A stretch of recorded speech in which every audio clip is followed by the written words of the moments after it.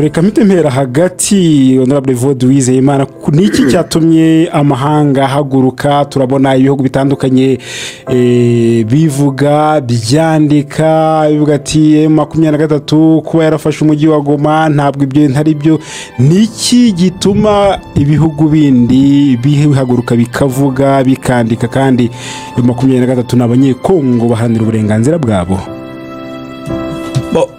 Murakoze Ferdinand ngira ngo no kwirengagiza ukuri kandi twagiye tubivuga ngira ngo no mu biganiro byabandirije iki nibaza yuko ikibazo cyo mu burasirazuba bwa Kongo ni ikibazo navuga ngo sinava ngo kimaze kuba gaterera nzamba ariko turabona ibintu by'amatangazo hirya no hino ariko ntago amatangazo akemura ikibazo amatangazo ntabwo akemura ikibazo.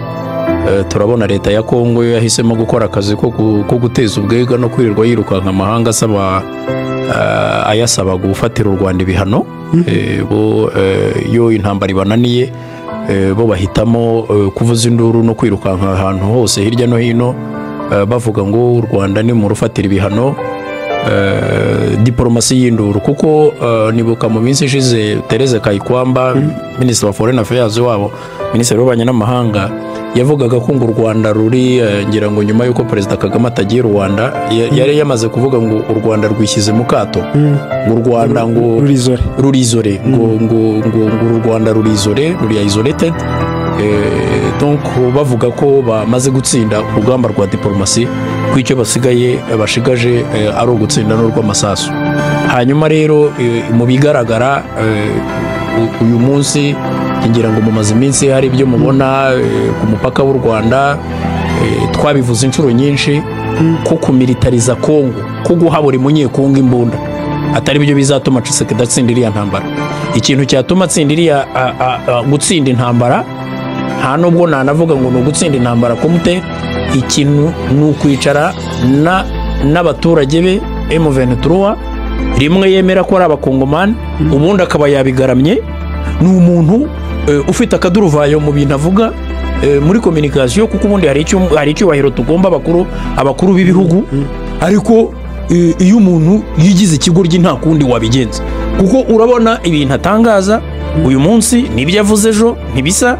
Minisitiri wa communication Minisitiri w'Ububanyi n'Amahanga umuvugizi w'igisirikare bafite akaduruvayo muri communication ku buryo utamenya ngo message batanga zihurira he ntabwo wamenya niba ari abantu bakorera muri leta imwe.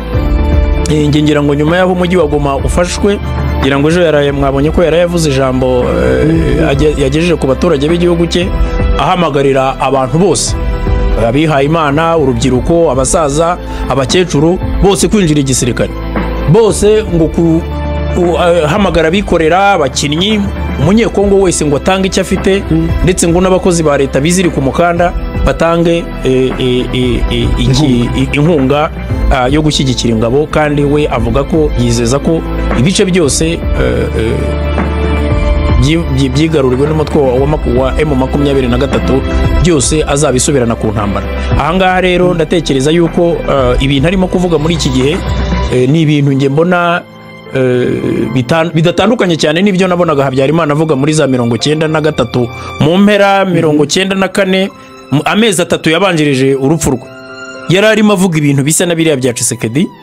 Hanyuma ikindi nkuko nabivuze M23 yakomeje gusaba ibiganiro twarabivuze kenshi haba ari mu biganiro bya Rwanda haba n'ahandi bakomeje gusaba ibiganiro na leta irabihakana irabyanga ivuga ko itazaganira nabo ikomeza kubita abateroriste.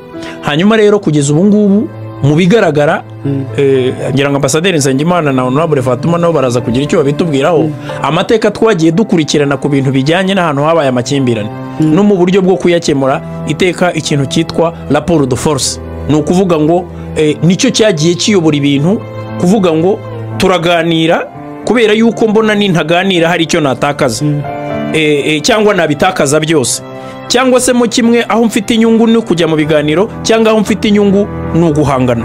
Iyo rero uri muri position de force ushobora kuvuga uti either muriye muri négociation ari uri muri position de force wimpoze ibyo ushaka tu ne fais pas de concession parfois cyangwa se mu kimwe igihe gishobora no kuzagera leta ya Kongo igashaka no kuganira M23 ikavuga iti hors de question, ibintu byarenze, amazi yarenze inkombe, ntacyo dushaka kuganira, cette fois-ci turashaka gukuraho ubutegetsi bwa Tshisekedi. Ngira ngo wabonye ko Corneille Nangaa mu kanya deja amaze kubivuga muri la conference de presse yabaye Igoma. Donc nukuvuga yuko aho ibintu bigenda bigana nibyo wabonye ibintu byo gutwika za ambassade biriya bintu uziko biriya bintu bibujijwe n'amategeko mpuzamahanga. Hari convention ya Vienna sur les relations diplomatiques et consulaires iproteja inyubako za ambassade, aho bavuga ko mu nyubako ya ambassade ubwabyo haba ari muri icyo gihugu, ku buryo kujya muri ambassade ya Amerika Kinshasa uba uvogereye ubusugire bwa Amerika. Ibyo bintu ntabwo twavuga yuko muri leta ya Kongo abantu bose baho bari stupid ku buryo nta numwe bizi. Ikindi iriya myigaragambyo yo gutwika za ambassade ni imyigaragambyo yakoreshejwe na leta. Hanyuma abonye mwawe ibintu byamaganywe, wabonye ko yagiye muri discours akavuga ngo ntabwo ngo harimo des infiltrés rwandais, ngo des infiltrés ngo nibo bagiye gusahura. Wabonye abantu igihugu ukuntu kimeze, igihugu nta buyobozi gifite. Donc mu magambo make ni igihugu kiyobowe kibandi, kuko ngira ngo wabonye yuko n'abantu mu bantu basahura wabonye ko harimo n'abasirikare hano muri ibi bice byare, harimo n'abasirikare. Urabona abantu sinzi no nabonye ngo yikoreye imashini ikora visa, harabona abonye wagiye mu mwenda w'ubucamanza na wambaye, hari wagiye mu biro by'umwavoka ngira ngo cyangwa by'umucamanza sohoka yambaye toje. Donc urumva ibyo birakwereka le caractère d'un état voyou, ahubwo uko bavuga icyo bita état voyou niyo ngiye. Donc nukuvuga yuko rero kujya gutwika za ambassade wenda aratekereza ibintu bibiri. Aravuga ngo ibihugu byo mu burengerazuba bw'isi murajya ku ruhande rwanjye mu nshyigikire muri iyi ntambara, cyangwa nanjye mbangamire inyungu zanyu hano mbononere.